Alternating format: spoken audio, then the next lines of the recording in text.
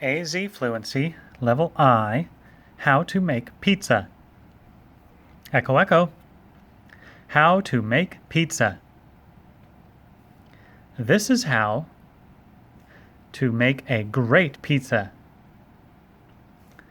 First, put some flour, water, salt, and olive oil in a bowl. Next, mix them together to make the dough. Then roll out the dough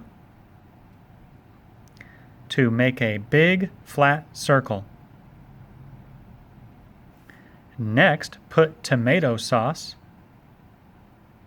all over the dough. Then put on some meat. Do not forget to put on lots of cheese. You can put other things on top too.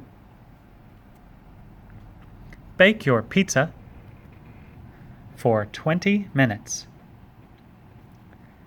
Take it out and let it cool. Now you can eat your pizza.